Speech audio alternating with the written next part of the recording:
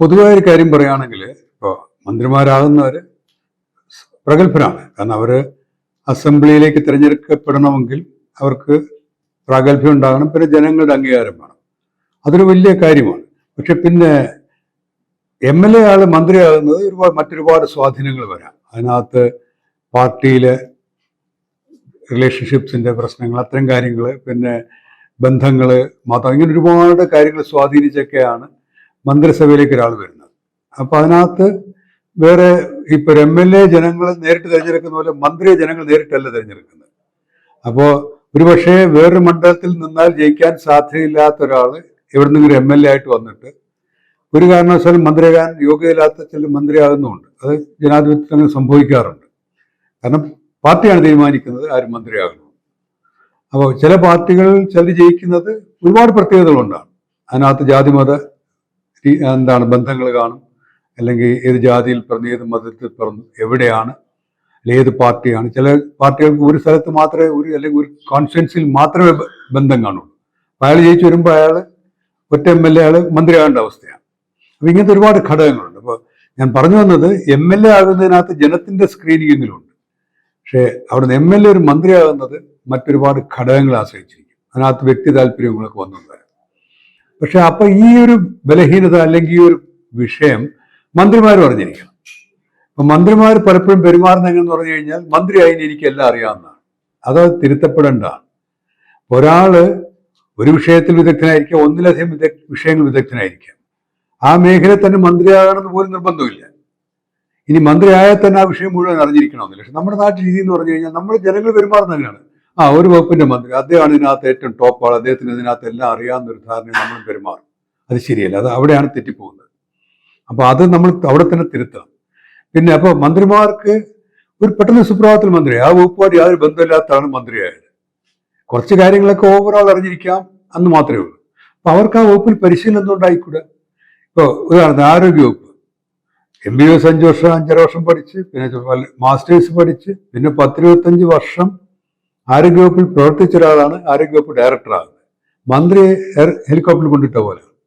അപ്പോൾ അതുകൊണ്ട് മന്ത്രിമാർ മോശം എന്നുള്ള അർത്ഥത്തില്ല. പക്ഷെ മന്ത്രിമാർ പഠിക്കണം. ഏത് വകുപ്പിലായാലും ആ വിഷയങ്ങൾ ശാസ്ത്രീയമായി പഠിക്കാനുള്ള ഉള്ള സമയത്തിൽ പഠിക്കാനും പോയി പരീക്ഷ എഴുതാനല്ല പറയുന്നത്. പരീക്ഷ എഴുതാൻ കുഴപ്പമൊന്നുമില്ല, പരീക്ഷ എഴുതുന്ന മന്ത്രിമാർ പല നാടുകളിലുണ്ട്.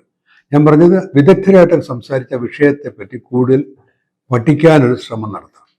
ഇവിടെ അതില്ല. ഒന്നാമത് മന്ത്രിക്ക് അറിയില്ല എന്ന് പറയാൻ മറ്റുള്ളവർക്കെല്ലാം പേടിയാണ്. മന്ത്രിക്ക് തന്നെ എനിക്കൊരു വിഷയം അറിയില്ല എന്ന് പറഞ്ഞാൽ ഞാൻ മന്ത്രി എങ്ങനെ ആവും എന്നുള്ള ധാരണ, ഇത് മാറിയേ പറ്റുള്ളൂ. ഇതാണ് പലപ്പോഴും ഈ മന്ത്രിമാരുടെ പരാജയങ്ങൾക്ക് കാരണം. പിന്നെ ഈ നമ്മുടെ കേരളത്തിൽ ഇന്നത്തെ ഗവൺമെന്റിന്റെ കാര്യത്തിൽ നമുക്കറിയാവുന്നതാണ്, ശ്രീ പിണറായി വിജയൻ അദ്ദേഹത്തിന് ചോദ്യം ചെയ്യാൻ സാധ്യതയുള്ള ഒരാളെ പോലും മന്ത്രിയാക്കിയിട്ടില്ല. അപ്പൊ അദ്ദേഹത്തിന്റെ സർവാധികാരം പ്രയോഗിക്കാവുന്ന രീതിയിൽ അതിനെതിരെ ഒരു വാക്കും പറയാത്ത, ഏത് കാര്യം പറഞ്ഞാലും അടിമ രീതിയിൽ അനുസരിക്കുന്നവരെയാണ് മന്ത്രിമാരാക്കിയിരിക്കുന്നത്. പല നാടുകളിലും സംഭവിക്കാറുണ്ട്. പക്ഷെ ഇത്തിരി കൂടുതലായിപ്പോയെന്ന് തോന്നി. കാരണം മുമ്പ് മന്ത്രിസഭകളിലൊക്കെ ഉണ്ടായിരുന്ന പലരും പാർട്ടിയിലും പല കാര്യങ്ങളിലും സീനിയർ ആൾക്കാരായിരുന്നു. അപ്പോൾ ഇത്തവണ അദ്ദേഹം തനിക്കെതിരെ വരുമെന്ന് വിചാരിച്ച് ഏർപ്പെടുത്തിയവരെല്ലാം പൊതുവെ ജൂനിയർ ആയിട്ടുള്ളവരോ, അല്ലെങ്കിൽ ഭരണ പരിചയമില്ലാത്തവരായിട്ടുള്ളവരോ, അല്ലെങ്കിൽ ഭരിക്കുന്ന വകുപ്പ് ഏതാണെന്ന് വിവരം മനസ്സിലായിട്ടില്ലാത്തവർ പോലുമുണ്ട്. പിന്നെ കൊച്ചു പാർട്ടികൾ, ഒരു MLA ഉള്ളവർ, അല്ലെങ്കിൽ ഈ പാർട്ടിയോട് പണ്ട് അല്ലെങ്കിൽ ഈ മുന്നണിയോട് പണ്ട് ചേർന്നു മിച്ചം വന്ന ഒരാളായിരിക്കും, അയാളൊരു ലക്ഷ്യം ജയിച്ചു, അവരോട് കടമ, ഇങ്ങനെയൊക്കെ ഈ നമ്മളൊരു മന്ത്രിയാക്കേണ്ട യാതൊരു കാര്യമില്ലാത്തവരെ നമ്മൾ മന്ത്രിയാക്കുന്നുണ്ട്. നമ്മുടെ ഈ ഗവൺമെന്റ് ആക്കിയിട്ടുണ്ട്. ഇത് മുഴുവൻ സഹിക്കേണ്ടി വരുന്ന ജനങ്ങളാണ് പലതരത്തിൽ. ഒന്ന്, ഇത്രയും മന്ത്രിമാർ ഉണ്ടാക്കുന്ന ചെലവ്, സാമ്പത്തിക ചെലവ്, പ്രത്യേകിച്ച് ഒന്നും സംഭാവന ചെയ്യാൻ കാര്യമായിട്ട് അറിവോ അല്ലെങ്കിൽ ഗുണമോ ഇല്ലാത്ത ആൾക്കാരെ പിടിച്ച് മന്ത്രിയാക്കുമ്പോൾ ആ ചെലവും കൂടെ വഹിക്കേണ്ട ജനങ്ങളാണ്. ജനങ്ങളുടെ ടാക്സിൽ നിന്നാണ് ഇതിനൊക്കെ ചെലവ് പോകുന്നത്. പിന്നെ വകുപ്പുകൾ മോശമായി പോകുന്നു. ഇപ്പോൾ പ്രഗത്ഭരായിട്ടുള്ളവർ കൊടുക്കാതെ അവരെ സംതൃപ്തരാക്കാനാണ് ചിലർക്ക് ചില വകുപ്പുകൾ കൊടുക്കുമ്പോൾ അതിന്റെ ദുരന്തം മുഴുവൻ നമ്മൾ അനുഭവിക്കുന്നത്. ഞാൻ പറഞ്ഞു വരുന്നത് എല്ലാ കാര്യത്തിലും എല്ലാം അറിയുന്ന ഒരാളെ മന്ത്രിയാക്കാൻ പറ്റില്ല എന്നുള്ള യാഥാർത്ഥ്യമുണ്ട്. പക്ഷെ എന്നാൽ മന്ത്രിമാർ കാര്യങ്ങൾ പഠിക്കാനുള്ള ശ്രമവും വേണം. മന്ത്രിമാർ ചിലപ്പോൾ നമുക്ക് ലജ്ജവും, ചില വിഷയങ്ങളൊക്കെ അവസാന അഭിപ്രായം അവരാ പറയുന്നത്. ഒരുപാട് ശാസ്ത്രജ്ഞരൊക്കെ വിദഗ്ധരൊക്കെ ഇരിക്കും, ആരോടും ചോദിച്ചിട്ടൊക്കെ ആയിരിക്കും പറയുന്നെങ്കിൽ പോലും അവർ പറഞ്ഞു കേട്ട് കഴിഞ്ഞാൽ തോന്നും അവർക്ക് ഈ വിഷയത്തിൽ എത്രയോ വർഷത്തെ പരിചയമുണ്ട്. അത് നാണക്കേടാണ്. ഞാൻ പല രാജ്യങ്ങളിലും ജീവിച്ചിട്ടുണ്ട്, പല പ്രധാനമന്ത്രിമാരോടും ജോലിയുണ്ട്, പല മന്ത്രിമാരോടും ജോലിയുണ്ട് പല രാജ്യങ്ങളിലും, ചെറുതും വലുതുമായ രാജ്യങ്ങളിൽ. പക്ഷെ നമ്മളത് ഇവിടെ നമുക്കൊരു ഒരു പ്രത്യേകത എന്ന് പറഞ്ഞാൽ നമുക്കെല്ലാം മന്ത്രിമാർ എല്ലാ കാര്യത്തിലും സർവജ്ഞരാണ് ധാരണ അവർക്കും ഉണ്ട്, നാട്ടുകാർക്കും ഉണ്ട്. അത് മാറേണ്ടത് തന്നെയാണ്. ഇത് മാറാത്തത് കൊണ്ടാണ് പലപ്പോഴും മന്ത്രിമാർ വലിയ അബദ്ധങ്ങളിൽ ചെന്ന്. ഇപ്പം മന്ത്രിമാർ പഠിക്കണമെന്ന് ഞാൻ പറയുന്നത് മന്ത്രിമാരുടെ ഡിഗ്രികൾ മാത്രമല്ല, ഡിഗ്രി ഉള്ള ആളായെങ്കിൽ പോലും ഒരു സമൂഹത്തിൽ എങ്ങനെ പ്രതികരിക്കണം, പ്രവർത്തിക്കണം എന്നുള്ള കാര്യത്തിൽ മന്ത്രിമാർ ശ്രദ്ധ കൊടുക്കേണ്ടി വരും. ചിലപ്പോൾ ഒരു പ്രതീക്ഷയില്ലാതെ മന്ത്രി ആയ ഒരാളായിരിക്കും, അല്ലെങ്കിൽ പണ്ടൊക്കെ പ്രത്യേക രീതികൾ കൊണ്ട് ഒരു മന്ത്രിയാകാൻ യോഗ്യതയില്ലാത്ത ഒരാളായിരിക്കും. അവരെയൊക്കെ ഒന്ന് പരിശീലിപ്പിക്കണം.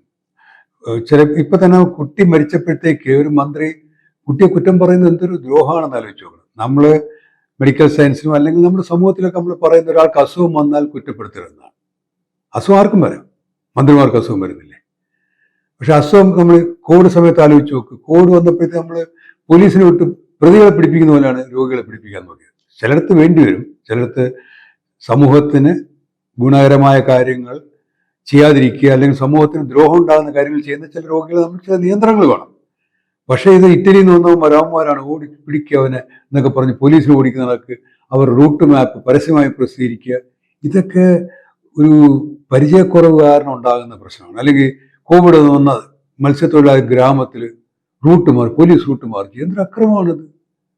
അല്ലെങ്കിൽ കോവിഡ് വന്നവരെല്ലാം കൂടെ കൊണ്ടുവരാണ്ട് വേറൊരു വിമാനം, ഇതൊക്കെ അന്തർദേശീയ തത്വങ്ങൾക്കെതിരാണ്. ഇത് മന്ത്രിമാരിങ്ങനെ പറഞ്ഞ് വിഡ്ഢികളായി പോകുന്നുണ്ട്, വിഡ്ഢിവേഷം കിട്ടുന്നത് പാടില്ല. ഇപ്പൊ മറ്റ് വിഷയങ്ങൾ, ഇപ്പോൾ ഒരു ആരോഗ്യമന്ത്രിയാണ്, ഒരു ആരോഗ്യ വിഷയത്തിൽ എങ്ങനെ പ്രതികരിക്കണമെന്ന് അവർക്ക് പരിശീലനം കൊടുക്കേണ്ട ഉത്തരവാദിത്വമുണ്ട്. ഗവൺമെന്റ് ഉത്തരവാദിത്വമുണ്ട്, പാർട്ടിക്ക് ഉത്തരവാദിത്വമുണ്ട്, ജനങ്ങളായ നമുക്ക് അതിൻ്റെ അവകാശമുണ്ട്.